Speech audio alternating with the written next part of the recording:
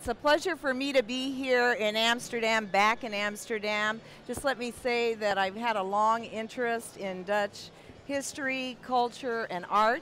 So it's really especially sweet for me to be on the Vermeer stage because he's one of my all-time favorite artists. And the way that this presentation evolved is that a few months ago, Jim Prevor and Ken Whitaker of Produce Business asked me whether I would give a speech at this event, and we wanted to focus on something that would really be of interest to this audience. And they came up with the berry category because of the fact that it is one of the categories within the fresh produce arena that's growing at a rapid rate, and global supply is increasing quite quickly and oftentimes in new areas. And so this presentation was developed specifically for this audience with a European orientation in mind. In other words, not covering areas that are not really servicing the European market. So it's designed for people who are marketing in this area, and it will be made available. So there's a lot of data in this presentation, and it will be made available. Produce Business will put it on their website. If any of you would like to get it directly from me, I'm happy to do that. Now, one of the things that I want to say is that it's always challenging from a data perspective to work with fresh produce commodities because of the fact that there's insufficient data relative to the large agricultural commodities. And berries are even more challenging, in particular raspberries and blackberries, because production is still relatively small.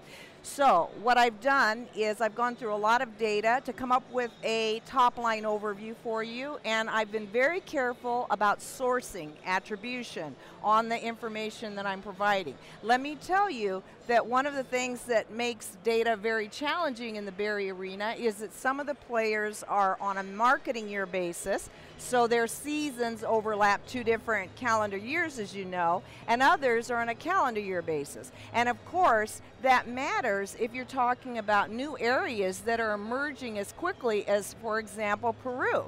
So the statistics that you're going to see on a lot of things vary. So in some cases, I have put in more than one number for the country, trying to catch the more recent trend since earlier reports may have been produced. And another thing is the fresh versus processing piece. Because for strawberries and raspberries in Europe, there doesn't seem to be a distinction between the volumes going to processing versus fresh. It's combined. Now, whereas in the United States, fresh is separated out. So there's a lot of issues to be aware of, and as a result of that, what I've done is I decided I don't want to shortchange you because I've gone to a lot of effort to pull a top-line data perspective together for you, but it's more than I can get through in a 45-minute presentation. So I have this larger presentation. I won't try to address everything in it. I've put in a lot of text slides because I think that this will probably be shared within organizations, and I want to make sure that the story is there, the basic points are made in writing for people who are not listening to the oral presentation. So with those basic caveats, we're going to start out with an overview of some of the top-line trends in the berry industry globally, and then we're going to talk about the United States berry industry a little bit. The United States has the largest berry industry in the world in terms of production of all 4 of the berries combined. It's the largest producer and consumer market. And so what I hear a lot in talking to people in Europe is berry demand is growing very rapidly here, and people are interested in the trends in the United States because oftentimes they feel like the berry industry here may evolve in a similar fashion. Of course, there's a big difference in consumer preferences within berries, so we have to highlight that. Then I'm going to give an overview of the EU fresh berry industry and then talk about the Mexican fresh berry industry. In terms of a country that has the largest production of blackberries in the world, that's Mexico. They also have large production of raspberries. They are a big strawberry producer primarily for their domestic market, and more recently they have begun to produce blueberries. So Mexico is one of the few areas in the world where we also have the full line of berries being grown. So if you compare, for example, to Peru, you know, they're emerging as a blueberry player, but don't have a sizable volume of the other berries.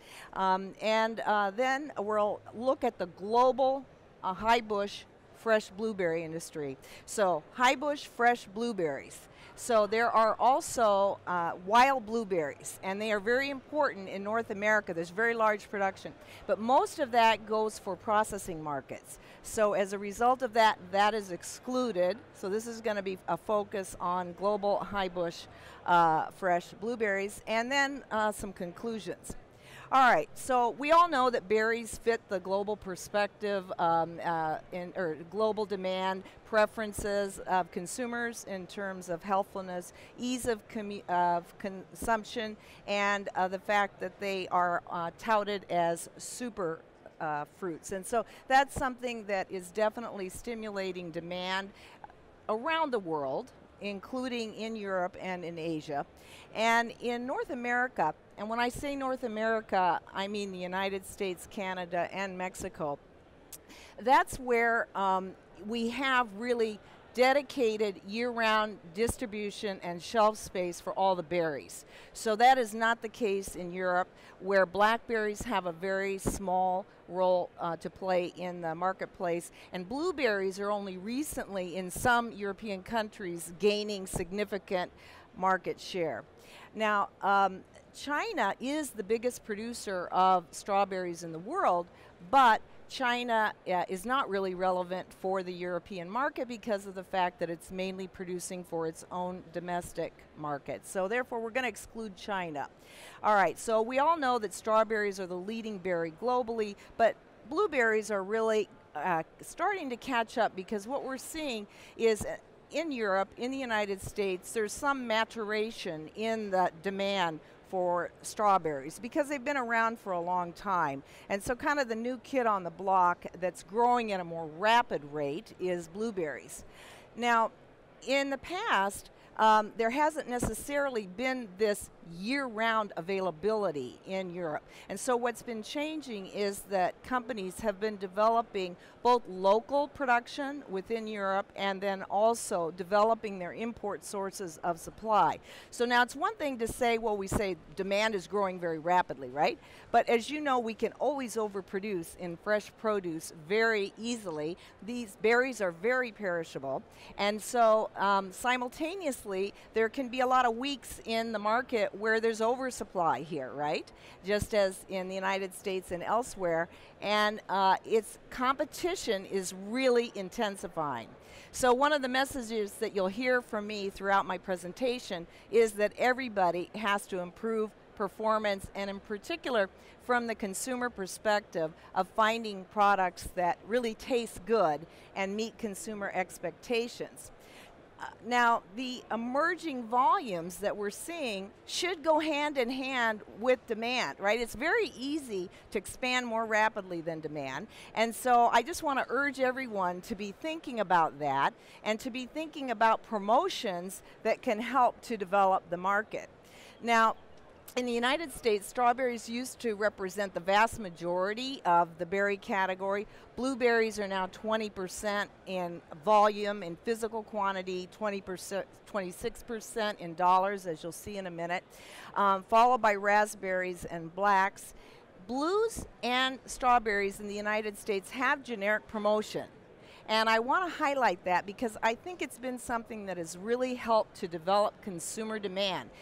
Everybody that's selling blueberries in the United States, whether they are produced in the United States or imported from other countries, are all paying into a fund to promote blueberries. And that is something that has really helped contribute to higher consumer awareness and to communicate that superfruit message. In the case of strawberries, most of the production is in California, and there's a California Strawberry Commission that does that as well. That's something that I don't seem to see as much in the European market. So one of the things that I wanted to comment on that makes berries kind of special is that as berries have grown, what has happened is they've all grown together. So at different rates, but the total category has expanded. Whereas if we look at tomatoes, for example, there's all different types of tomatoes now, but they're really cannibalizing each other, and the total category is not growing. Berries has been one of those fortunate categories where the whole category has grown. Having said that, as we see maturation in strawberries, we may be seeing some cannibalization starting to develop between the berries. Now, large eye-catching displays are something that are very important to getting repeat customer appearance. And one of the things that we have is a big branded presence in berries led by Driscoll's, Nature Ripe, and some other companies where they're able to capture that dedicated shelf space. Everybody around the world is facing labor challenges. It doesn't matter whether you're in a developing country where we would think that abundant labor would be available. Yes, many developing countries have a lot more labor availability than in, say, Spain, for example, or in California, but everybody's facing labor challenges. So it's going to be very important to apply more technology to production, and one of the things that we're seeing is growth in substrates, growth in protected, what we call protected cultures, so whether it's under shade houses or plastic tunnels or greenhouses, that's going to be really changing as we move forward over the next decade in the industry. Now, yes, there's abundant supply of fresh high bush blueberries because of the fact that supply is demanding so rapidly. Production of blues is increasing in Europe and many different countries to meet their local summer consumer demands, and then for winter spring production in Spain and in Portugal. And low chill varieties and no chill varieties are really expanding the areas around the world where blueberries can be grown. Places like in different areas of Peru, in Mexico. So that's really changing the whole face of the industry. And South Africa is emerging as an important source of supply for the EU market. Peruvian blueberries, as they grow, are going to be challenging Argentina and Chile, and we'll talk more about that. So there's a fall window out there where we're going to be seeing a big growth in global supply because a lot of people are targeting the fall, what we call the window, when prices were higher. But Argentina, Peru, and South Africa are all going to be meeting and competing within that arena. And another thing to keep in mind is that in the case of blueberries, you have countries like Chile. They are a dual usage producer, so they can produce for the fresh and for the processed market. That's something that can be important because when you have the processed market, you have an escape valve, and it can help you to keep your fresh market cleaner and to help support prices. Now that's also a big deal within the United States, where we have a lot of dual usage producers. So one of the things that we also have to keep in mind for blueberries is that for many countries and regions, it matters what's happening in terms of processed demand. And in recent years, there has been a growth in processed demand for blueberries, but that seems to be maturing. So a lot of people feel like there could be some shakeouts in that industry and consolidation that may be resulting as that demand matures. Now, let's take a look at the U.S. industry in terms of how the berry category shakes out. And later I'm going to show you some statistics for Great Britain and for the Netherlands. And so here we have the berry category divided up by quantity sold, the market shares by quantity by berry type, and then on the left, the value share. And if you would have looked back 10, 15 years ago, strawberries would have been almost all of the berry category. But as you can see, it's still predominant at 66%, but now blueberries represent about 20%, raspberries about 7%, and blackberries 5%. This is where you see a difference with many countries in Europe, that nobody has that 5% share for blackberries in terms of quantity. If you look at it on a value share, what you can clearly see is that the berries that have the above average value now are raspberries and blackberries, and so they have significant share overall. Now, what about per capita consumption? A lot of people here ask me about that. People have heard about the very high consumption level of strawberries, fresh strawberries in the United States. Apparently, it's the highest anywhere. But you can see that while it's had a long upward growth trend, it's now maturing. And that's something that I seem to be observing in Europe as well. If you look at blueberries, yes, they've grown very rapidly, but you can see that in relative size, the consumption is still much lower than is the case for strawberries. And who knows what the future will be in terms of relative growth rates, but one would presume, because of the expansion in blueberry supply, that per capita consumption growth there will continue to increase at a higher rate relative to strawberries. Now, if we look at blackberries and raspberries, it's interesting to note that consumption used to be almost negligent, and then really about a decade or so ago, it began to increase substantially, and there have actually been years where blackberry consumption was higher than raspberry consumption in the United States. Very different than what we see in Europe. In general, what you can say is big recent uptick in terms of per capita consumption, and the declines that you see right there in the last year are simply because of weather production issues that temporarily reduce supply, primarily in Mexico. So that upward growth we expect to continue, and we expect blackberries and raspberries to come very close to equaling each other. All right, now let's look at the relative size of the industry, and then we'll compare that with Spain, for example. So if you look at strawberries, it's about 1.2 million metric tons of production in the United States, and look at that great run that strawberries have had in terms of increase in production, and then that's total consumption. And what you can see here is that most of that growth came from domestic production. And really, imports and exports have not played a major role. You can see them at the bottom. But you also see that imports are starting to increase a little bit and have now just surpassed exports. So part of that is because of the evolution of the industry in Mexico. So where are those imports coming from? They're coming from Mexico. And one of the things to keep in mind is, despite this rapid growth, the imports still are equivalent to only about 14% of domestic production and even a lower share of total consumption. So the California industry represents about 85% of U.S. fresh strawberry supply, and about 15% in Florida. And basically, you would say, why are we still producing all of those strawberries in California when you consider the fact that all these berries are very labor intensive? Usually labor costs represent over half of their total value.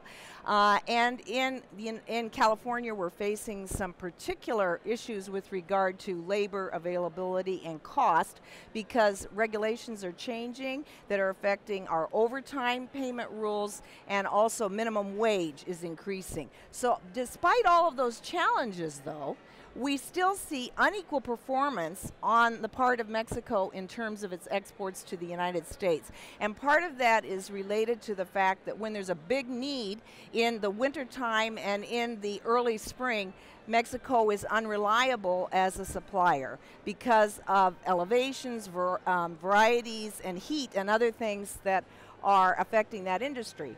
But it's a very different situation when we turn to raspberries. So if we look at raspberries, you see, again, big growth in consumption, but you notice that imports have also been growing very rapidly to contribute to that increase in total consumption.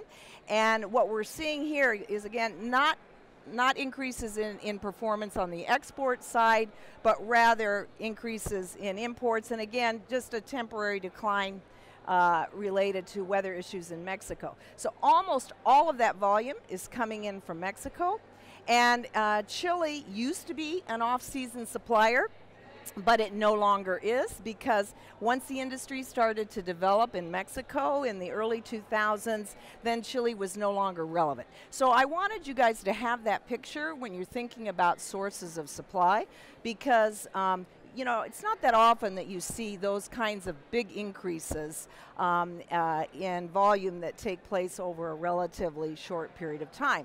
All right, now let's take a look at blueberries. So in the case of blueberries, we also have had a really good run with increases in consumption, which were primarily driven by domestic production.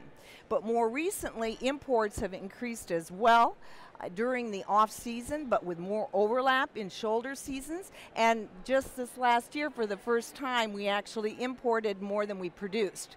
And in the United States, in the blueberry industry, they're starting to realize that they have to improve performance because some people are predicting some attrition coming forward in the industry because of the fact that demand is increasing, but not quite as rapidly as it did in the past.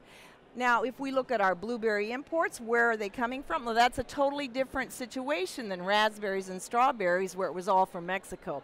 In this case, we have Chile playing a very important role, Chile being the major winter producer of blueberries in the world. But at the same time, we have this recent growth in Peru. And Peru was, you know, I couldn't even put it as a separate category because it's only really developed in the last 3 years. So I have it in the other, but I'm just highlighting for you that last year we imported over 14,000 metric tons from Peru, just came out of nowhere. That's what you're experiencing in Europe as well. And if you look at other, it's recently at the level of Mexico now. And if you look at Argentina, you see that the other category and Mexico have already surpassed Argentina. So he's nodding. So we're going to be talking more about Argentina. And one of the things to keep in mind there is that a lot of that production from Argentina is concentrated in the fall period. And now that Peru is emerging, they're targeting the fall window, and then also Mexico is. But Mexico, in addition, is looking at the early spring market. And that's a period of time kind of after the postseason for Chile, where there isn't as much volume on the market, and Mexico is trying to come in there. And as you can see, Mexico is emerging just very quickly too. If we look at blackberries, here we have almost all the imports coming from Mexico, and a huge increase over time that has occurred in this commodity as well. And one of the things that I found in looking at the European market is that really blackberries are not considered to be a reliable product here within the European arena. People often have a feeling that they're not sweet enough. Everybody says that. Inconsistency in performance, and despite the fact that Mexico is this major player, they are really primarily at this point servicing the U.S. market. So oftentimes, apparently, European buyers are looking to other sources of supply to develop for blackberry production, as opposed to sourcing as much from Mexico. On the other hand, Mexico is expected to be a big winter supplier over the next decade to Europe. All right, now let's look at scanner data for Great Britain, and you can kind of compare this in your mind to what I showed you earlier for the United States. And you see here that it's very similar in terms of the share that strawberries represent compared to the United States, where it was essentially the same.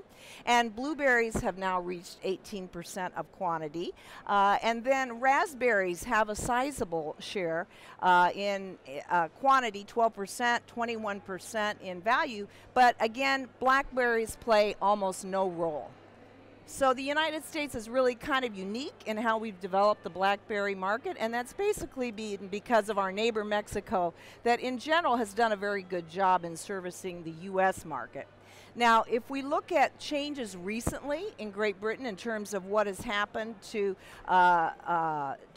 sales, both in quantity and in euros, and this is scanner data, what you can see is that the overall berry category here in quantity sold has been flat in Great Britain, and the growth is coming from this tiny product, which is the highest growth rate, which is blackberries, and then also very high growth rate for raspberry. And blueberries just growing a lot in value, but not as much in quantity.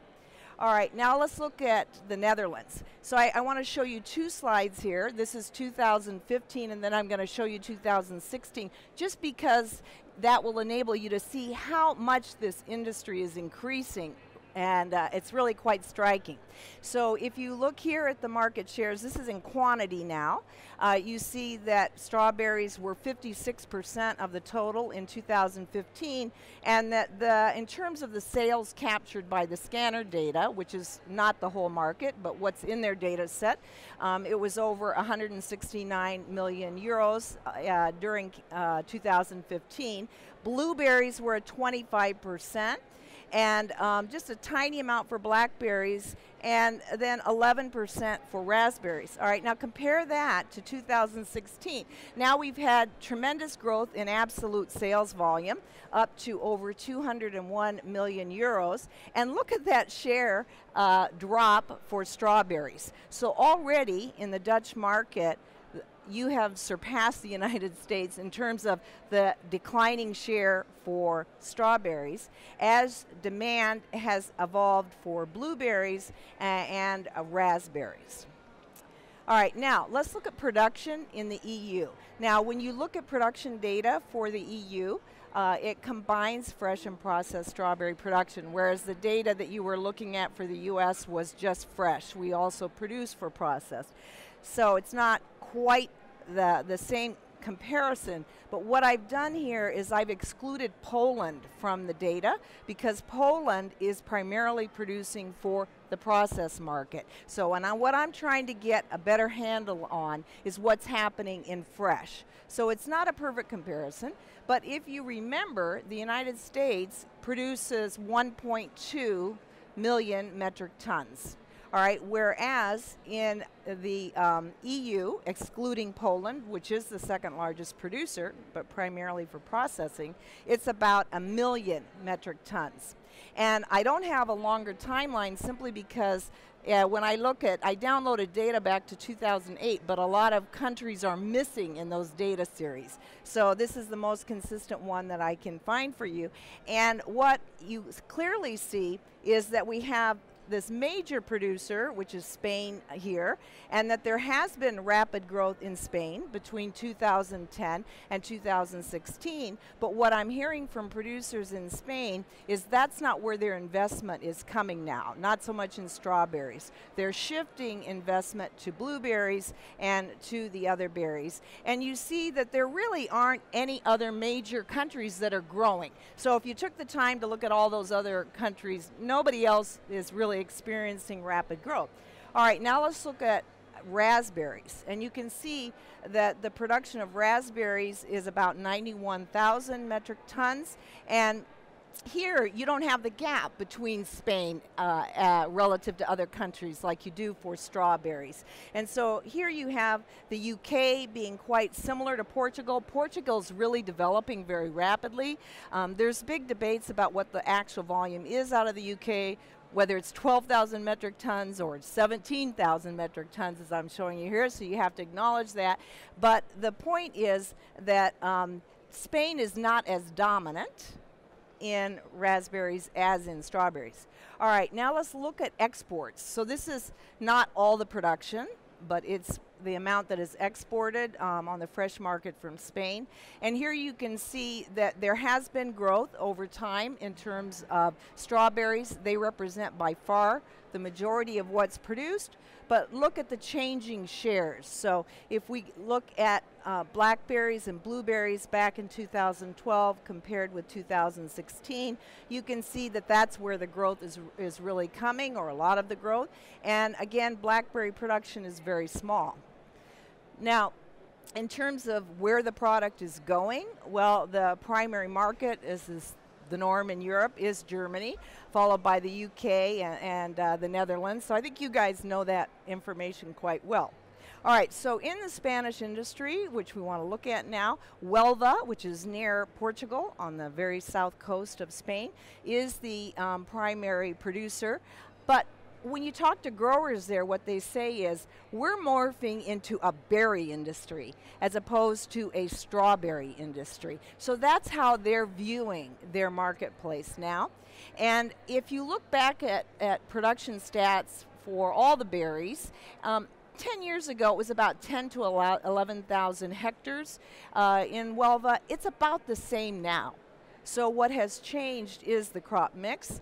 And some people feel that the industry has gotten a little complacent because they're the ones that had the market in Northern Europe for a long time, and that really growers have been maybe a little bit too much yield and production driven, and that the industry, now that competition is increasing from many areas, needs to be more market driven and to improve post-harvest handling, production practices. There's more investment going into new varieties and genetics that have better flavor. So a lot of people feel that that industry is being changing, and it's very connected to the industry in Morocco and in Portugal. And innovation in production is really important there. So we see a lot in protected culture, in substrates, and other types of higher technology production methods. Now, some people feel that blueberries in Spain have grown too rapidly relative to demand, that a lot of people thought of it as a boom. They put production in the ground, and then last season, apparently, it was a very challenging marketplace, and so they feel like there's kind of a hiatus now. But nevertheless, a lot of that volume that's in the ground has not come into full production, so production is going to continue to increase of blueberries. And plus, there are producers who are producing now in northern Spain because of the fact that they're trying to build this year-round supply and availability, and so they want producing regions that will come in after Huelva. So that means also there's going to be a need to develop the domestic market, and apparently consumption blueberries is not very well known there at this point in time. Lower labor availability and higher costs is pushing part of the production to Morocco. So if we look at the Moroccan industry, you can see even just in between two marketing seasons, the rapid growth that has taken place there, and that really we have major growth in blueberries. And you can kind of think of Morocco as an extension of Spain, and Spain and Morocco are to Europe what Mexico is to the United States. And people feel that someone told me it's going to take off like a rocket there, the berry sector in Morocco. And so it's morphing. But it used to be mainly strawberries. It's morphing into a broader full berry line producer. Now, one of the things that's interesting about Morocco is they have a big strawberry processing industry. So that's something that, again, gives them an escape valve that helps them keep the fresh market clean, and they have the capacity to process all of the berries. So that's something to recognize about the competitiveness of Morocco. And there's new investment coming in there, including from Australia. All right, now, what will happen with blacks? Well, if European demand develops for blacks, if genetics can improve, if arrival quality can improve, if there's sweetness and consumers can begin to expect a consistent product, then people feel that Morocco's going to be a big player in blackberries as well. And someone told me Morocco is targeting the Mexican window, which is during the winter, and it's only a question of time before they will succeed. But again, they do have limitations there, like everywhere, in terms of land and labor. And so there's no really panacea anywhere. All right, now I mentioned Portugal is growing very rapidly. So you can see tremendous growth between 2014 and 2016. And look at what has happened with blueberries. You know, it's gone from under 2,000 metric tons to 6,500 over that period of time. And I'm going to have to move along. I want to talk now a little bit about the Mexican industry. In terms of Mexico, they have a very large strawberry industry, but it's primarily for the domestic market and a little bit going into processing. It's been really challenging for them to compete in fresh, as I mentioned earlier. But they are such a powerhouse producer in blackberries. Nobody else in the world comes close to this 250,000 metric tons that are produced there, and they are developing domestic demand. So not all of that is exported, the majority, of course, but they're developing a domestic market for blackberries, blueberries, and raspberries, and also they're starting to develop some processing uses of those products. And you can see that if you just look at the change over time, that both for raspberries and for blackberries, there has been significant growth.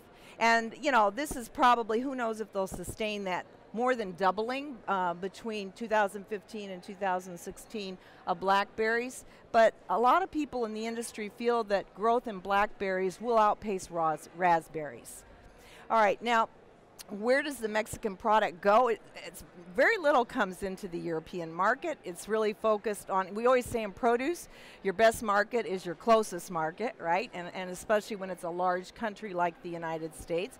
But they're starting to think more about supplying the European market. So you see a little bit of volume now coming into the Netherlands and into the UK. In terms of blueberry exports, there's just a tiny amount which is coming in to the European market. Now, Mexico has production in particular in Jalisco and in Michoacan, in those states there. And there are mountains going through there that affect elevations, and so people are oftentimes seeking higher elevations where you can find temperate areas where you can have long shipping seasons. Then there's another production area for strawberries and raspberries up in Baja, which was started 30 years ago by the California strawberry industry, but faces serious water constraints and therefore has never expanded to be that much of a factor. It's a factor, but you know, that's the future of the industry is not really there. Where people are focusing on the growth is in central Mexico, and here you can see that they're producing in substrate, they're producing inside using protected culture. There's already experimentation with tabletop production of strawberries there. As I mentioned, labor is a challenge everywhere, so there's a lot of innovation taking place in that industry.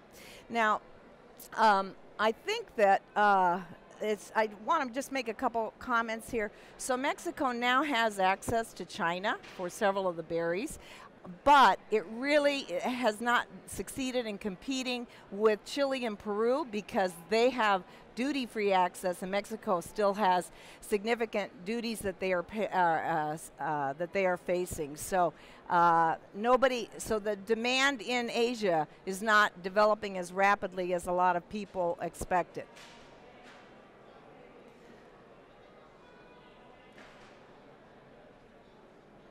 I'm trying to see I think I've made a lot of these points. Okay, so let me just make the point that for the fall blueberry window, Mexico was focusing on that originally, and they are, as you saw in the data, already competing very successfully with Argentina and taking that market share away. But they're also now focusing on the winter market in the post-season for Chile and in the early spring, and so they're going to be impacting the U.S. producers in Georgia and Florida in the shoulder seasons. So that's kind of the big change that's taking place there, and a lot of people feel that volume is going to double over the next 5 years. All right, so then let's turn to the global blueberry industry. And here, when you look at blueberries, it's important to understand that there is a big wild production industry, and most of that goes to processing. So I'm excluding that. But you have to look at the process industry at the same time because of the fact that there are a lot of dual market producers. And in many states in the United States, they're producing both for fresh and processing. So you can't really separate it out. I mentioned Chile produces a lot for the processing market. So I've given you the statistics with fresh and processed combined, but you see here, if you're looking at fresh, North America is by far the biggest region. All right, what about the top 10 producers of blueberries around the world? Now this depends on the data source that you look at and the timing of the data and whether they were looking at marketing year 2015-16 or marketing year 2014-15. But what you see here is the predominant role that's played by the United States in both fresh and in processing, the important role of Chile, and Chile really increased their production over the last year. They went to over 100,000 metric tons for the first time. British Columbia is in Western Canada, and so this helps to put Spain in context relative to these other producing areas. And if you look down there at Mexico, Peru, and Morocco, you can see them all kind of running neck and neck, but that's probably because of the fact that that represents the earlier marketing year for Peru. So I'm actually thinking that Peru, instead of being in 9th position globally now, is probably in number 5 position because of the very rapid expansion there. And I'm going to go pass over this slide, but I wanted you to see, if you take time to study it later, what you will see is that the top 10 producers produce a very high share of global blueberry supply, both for fresh and for processed. All right, now let's look at Europe then. So here are statistics that help you to compare what has happened between 2012 and 2016, and you can see that there has been sizable growth, and it's around 73,000 now metric tons that are being grown in this region. And if you notice the change over time, we've had this big increase in Spain, and also there's been growth in this other category, and that's because of what I mentioned earlier, where you have more countries that are developing their own production for the local summer season. And you see that Portugal, while small, has come from about 1,000 metric tons to 4,000 just in that brief period. I'm going to go slip through this. All right, so now let's take a look at Chile. Okay, so Chile, the biggest southern hemisphere producer, is facing more competition now from other regions, right? So what is Chile doing? So one of the things that Chile has done is they have been very assertive in expanding their international trading relationships and getting more market access to more countries. They've really been, I think, ahead of everybody in that regard. So I wanted to show you this comparison of how Chile has adapted globally. So if you look at back in 2008 and 2009, they were sending over 80% of their production to Canada and the United States, obviously primarily the United States, but they've now decreased that to 66%, and they're really expanding the European market. And so you have a lot more supply here available on the market from Chile. And they're also the only one that has really a sizable market presence in Asia. And it's amazing the growth that they have been able to achieve in China, where they went from like 1,000 metric tons relatively recently to 9,500 metric tons in the last year.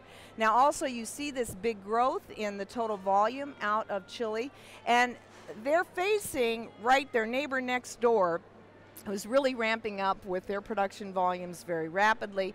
So far people are thinking, well, the impact will not be that great on Chile, some people feel, in the short term, because of the fact that Chile is focusing on the winter market and Peru is focusing on the fall. But the big question is, that's for now, maybe. What will happen going forward over the next 5 years? And Peru has the ability to prune their plants so that they can produce over extended periods of time. So if they were to really target that winter market, that would be a factor for Peru. And also, Chile is facing post-peak competition from places like Morocco and South Africa and Mexico. Fumigation is a big problem for Chile. Over the last 5 years, they've had a problem with a phytosanitary issue, and that does impact their arrival quality into the United States, the fact that they have to fumigate.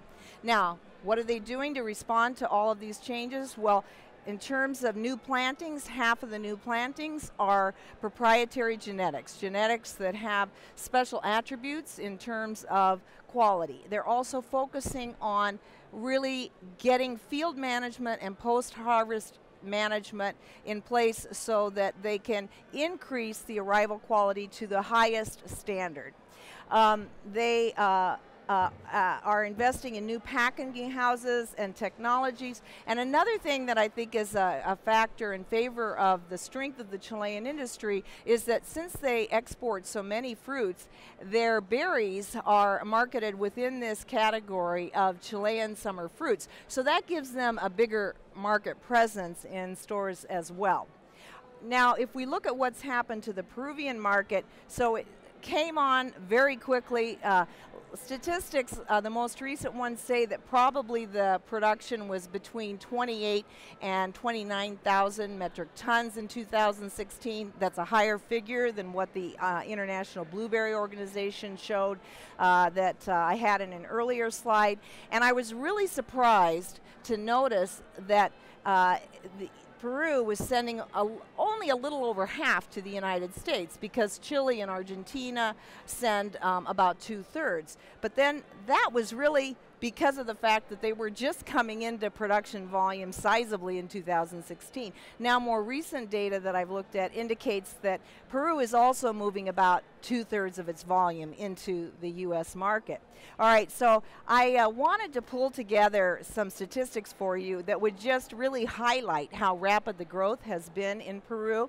And these are figures that are comparing 2014, 16, and 17. Now, you rarely see an industry that emerges as quickly in a commodity as is Peru, and this is planted area. Now, one of the things to keep in mind, though, that I understand that the way that they're pruning the plants in order to produce for the fall season, they don't necessarily, they're not necessarily able to continue producing with the same plants for a long period of time. So whereas in blueberries, you normally would put them in the ground, most countries you're not coming into full production for 4 to 5 years. In Peru, you come in very quickly, but then those plants aren't necessarily sustained for, or people don't expect that their production will be sustained off of the large of the plant for a long period of time. So what does that mean? It means that to increase production, that will have to come more through increased plantings rather than higher yields for the same plants. That's what some people are predicting.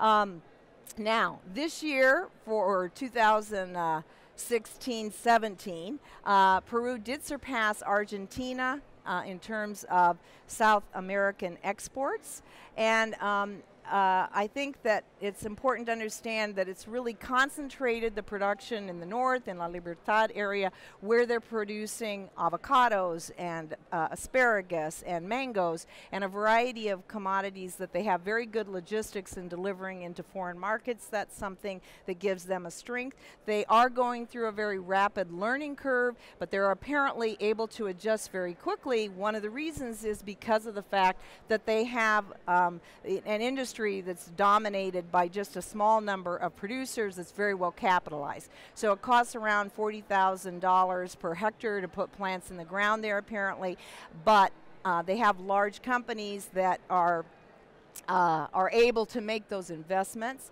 Campo Sol, until very recently, was the largest, and they're a Peruvian company that produces all of the other fruits that I've just mentioned. And they had, according to their publicly traded company, so they report their hectarage, and you can see a little over 1,600 in their most recent report. But there was just a merger that many of you followed probably between Hortifruit, the leading Chilean exporter, and Tulsa in Peru, and so they now apparently have the highest amount of hectarage. And what some of the people told me is, so far what Peru's been able to do is land product in the United States at a lower price than Argentina could possibly meet and still make money. All right, now Argentina. So Argentina has been very focused on the U.S. market, but also has a big market in the U.K. and in continental Europe. And this is a quote from the new head of their Argentine blueberry industry, where they're saying the international market has changed and Argentina is preparing for this new global scenario. So they've announced various things that they're doing in order to improve their quality. And what a lot of people feel is that in the past, they basically would airship into most markets because there wasn't a lot of product available. And so people were willing to pay that additional cost for air shipments. And quality wasn't as much of a factor. But now that's no longer the case. So they're looking to maritime shipments in order to try to be more cost competitive. So here we're seeing a big shift that I found that's taken place very quickly. So whereas 2 years ago there were almost no maritime shipments coming out of Argentina, now they have reached 20% of their shipments they expect for this season will be maritime. All right, now let's turn to South Africa. So South Africa is much smaller than the industry in Argentina, but they're also targeting that small window. And you can see that obviously Argentina is very focused on the European market. Fumigation would be an issue for them into the United States. This is an industry that is very tightly held. You have about 3 firms at this point in time that control the genetics, and they're the exporters. And so this is an industry that people expect is going to grow very rapidly. They don't tend to have as much access into Asia as does, for example, Peru. You can see that even though they're relatively small, they're still expecting for this 2018 season to be reaching around 8,000 metric tons. So it is very, very rapid growth for them. But if you look at just the expansion and the hectarage that's expected between now and 2022, they're only thinking that they're going to go to around 2,000 hectares, maybe a little bit more. The location of the production is changing. So while now most of the plantings are in the Western Cape, they are starting to move more of the growth into the northern part of the country, and they're really focused on high flavor private genetics. All right. They're also very technology oriented, as you can see there. There's already about 30% that's grown under substrate. And basically, this is what one expert predicts. Argentina's European export presence will decline due to increased production in South Africa. There's a little bit that's going into Zimbabwe, I should also mention. And they have better quality and are more competitive in price. A lot of people feel like Peru still needs to improve in varieties. So in conclusion, berry supply and demand is growing rapidly, yes. It's a big opportunity. But on the other hand, in agriculture, it's always very easy for expansion in supply to take place more rapidly than demand. They're not always aligned. The USA has the most developed berry market, but straws and blues are no longer expanding as rapidly there. North America is really completely, except for blues, supplied internally. And Europe is essentially the same thing if you include Morocco. So along with the Spanish and Portuguese supply, again, except for in blues. So everybody really has to import a lot of blues in order to meet expanding demand, and that's really good for Chile. So even though competition is increasing for Chile, on the other hand, they are still the powerhouse that has that volume during the wintertime when other players really can't match it. Now, one of the things that I should also mention is that the higher labor cost issue in Spain, people feel will really drive a lot of the growth in Morocco. And Egypt has a very big strawberry industry, but a lot of firms have not been satisfied with the quality there. And so they're looking, everybody's looking to different regions to source, and there's a fall window that needs to be supplied. Some firms are looking to Kenya, others I talked to reported that they were looking to other parts of the world. South Africa is expected not just to be a really formidable player during the fall, but all in blueberries, but also in raspberries. There's raspberry production being developed there. And we've already said Argentina is going to be pressured. And one of the things that I kind of feel is in 5 years, will we still say there's a fall window for blueberries? Who knows? Because there's so much demand, supply that is expanding during that period of the year.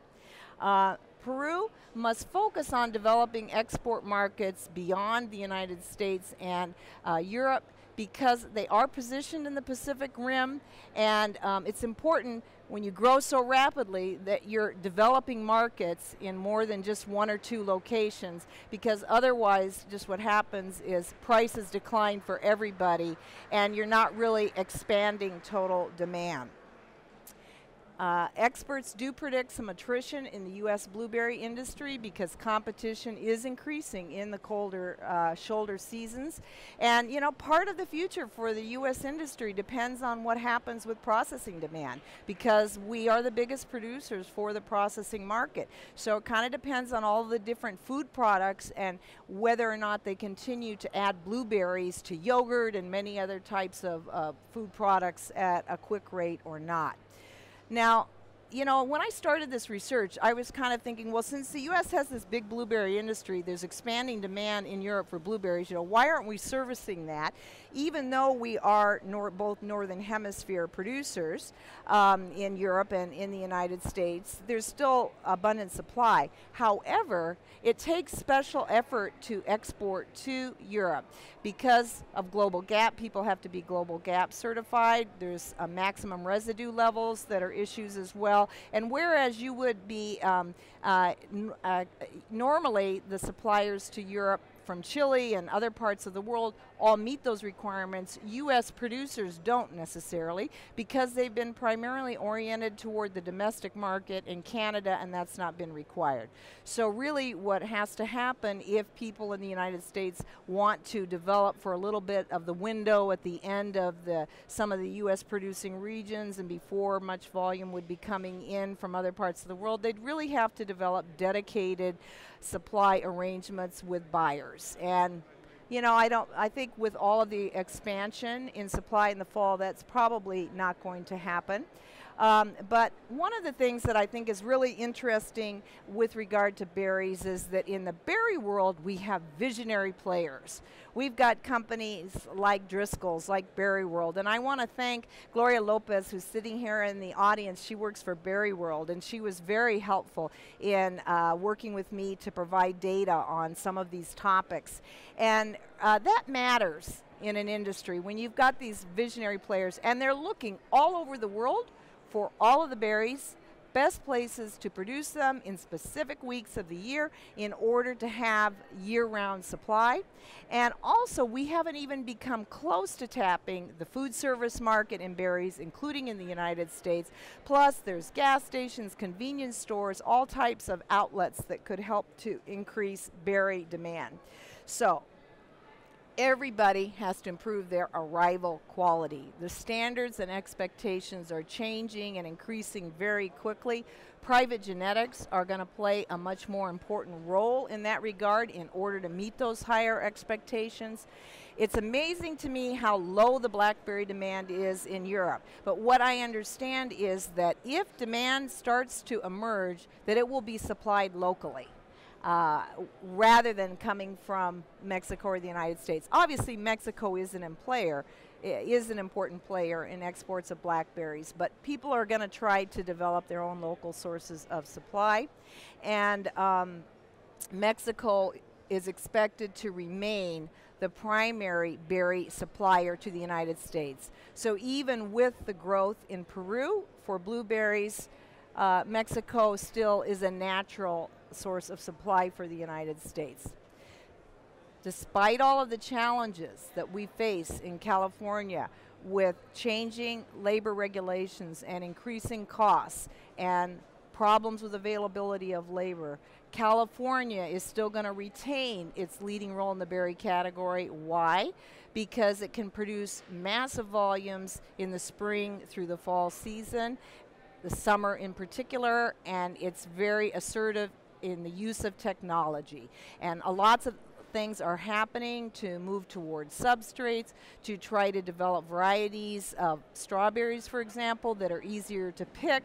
Lots of investments are being made in ways that you can prune and use long cane varieties in order to reduce your labor requirements and make it more attractive for workers to harvest in these areas. And one thing I want to say is we've benefited, I think, in the United States from shipper branding. When I say shipper, I mean companies like Driscoll's, California Giant, Naturite, Sunny Ridge, those types of firms that are major suppliers, they promote with retailers. That's something that you don't see as much, for example, in the Netherlands, where private labels play such an important role. Same thing with the United Kingdom. However, in Southern Europe, where private labels are not as well developed, some people feel that there's where there would be more opportunity for branded players in the European berry category. Now, I've also, seems like I'm finding that there's not a lot of generic promotion, mandatory generic promotion, where all the growers of a commodity contribute to consumer promotion as what we have. And that's something that I think could potentially be holding back demand a little bit. So, final slide. We're going to see a lot of changes. Tabletop production of strawberries is going to emerge in various areas. These new long cane raspberries and blackberries. Mechanization, everybody sees as a necessity, but it's very challenging to achieve that in these very perishable and delicate products. Some people feel that robots are going to become significant very soon, and there's a company in Florida, Wish Farms, that feels that they're very advanced with a strawberry robotic harvester. Other people are focusing more on the types of arrangements that I've mentioned where you try to make it easier to harvest and you have harvest aids. People differ on what the timelines are of how all of those mechanization and robotics may evolve in the industry. But the bottom line is people are moving to more technology intensive production methods, and that will increase costs. I think that's clear everywhere. And that may dampen demand. We have to keep that in mind when we're thinking about the future rate of growth in the berry industry. So even being a superfruit is no panacea, and global demand growth for berries is a great opportunity, but everyone has to step up their game in order to succeed in this increasingly competitive market. And I really feel that the winners are going to be technology intensive, both on the growing end and in the marketing end and promotion end, in order to succeed in this highly competitive market.